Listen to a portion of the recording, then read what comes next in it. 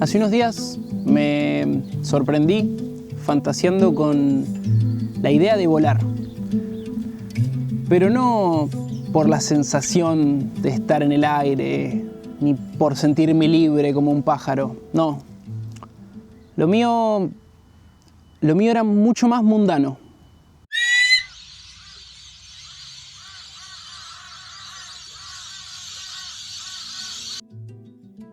Yo estaba fantaseando con estar en un vuelo hacia Alaska, un vuelo de 16 horas seguidas, pero no por Alaska, ni siquiera por el vuelo.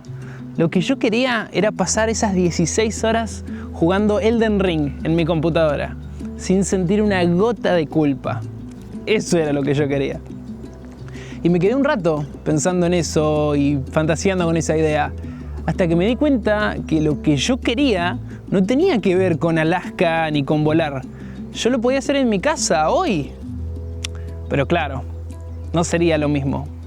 Me conozco lo suficiente como para saber que me sentiría culpable desde el primer momento en el que yo me sienta a jugar. Me pesaría el saber que podría estar tomando otras oportunidades o simplemente haciendo otras cosas. Habría una especie de monstruito en mi cabeza repitiendo que así nunca voy a llegar a vivir de lo que quiero. Así nunca voy a alcanzar esa libertad financiera de la que tanto hablan. Nunca voy a poder hacer eso que me guste y me haga feliz. Y que nunca voy a poder romper con ese círculo vicioso tan común y tan odioso del siglo XXI, de dormir, trabajo, sofá y repetir.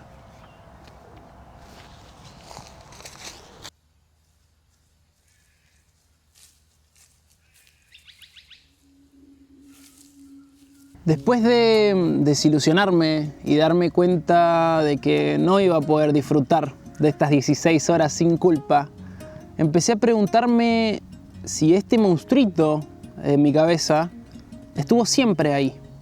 ¿Acaso siempre fui así yo? ¿Nací con él? Y no creo, che. Cuando somos chicos, yo por lo menos no sentía culpa de jugar. No me sentía mal por divertirme. No. Esto tiene que ser algo que habré agarrado en el camino.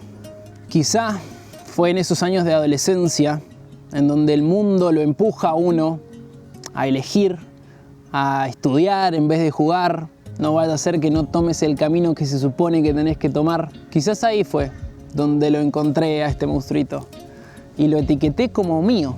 Y creo que esta es la clave. Quizás llevamos tanto tiempo con esta presencia en nuestra cabeza que incluso lo llegamos a confundir con nuestra propia voz.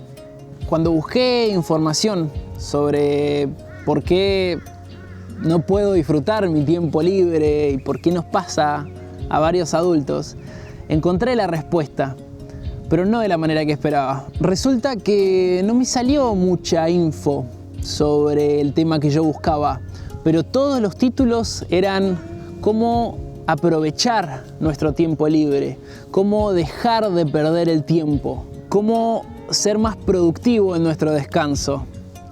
Y ahí entendí que esta condición mía no es solo mía, es algo que está sobre todo el mundo. Pareciera tratarse de un problema particularmente común entre aquellas personas que tienen muy asociada su autoestima y su satisfacción personal con un rendimiento alto, con un logro, y que si quiero respuestas, debo dejar de buscar afuera y empezar a mirar adentro. Debía preguntarme a mí mismo, ¿qué significa para mí perder el tiempo? ¿Acaso hay alguna manera de salvarlo? ¿De hacer que deje de pasar? ¿Y si el tiempo va a pasar igualmente y nos va a encontrar viejos, queramos o no, ¿se pierde entonces realmente? Imagino que el objetivo es ser lo más felices posibles y por eso también el miedo de perder el tiempo.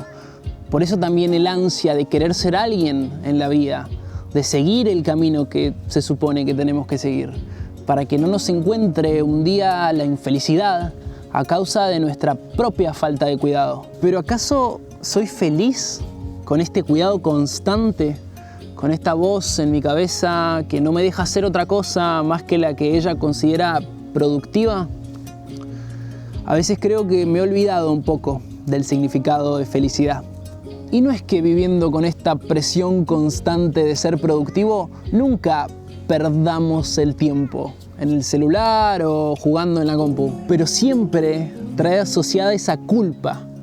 Es como si no fuésemos capaces de disfrutar el ocio, como si siempre supiésemos que en el fondo estamos haciendo algo mal.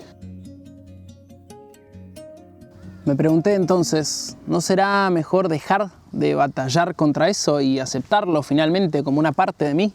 Dejar de creer que jugar está mal, que no es cosa de niños y que si lo es, entonces eso significa que los grandes hemos perdido algo esencial en el camino. Y quizás ser un niño no es tan mala idea después de todo. Así que me dispuse a ponerlo a prueba.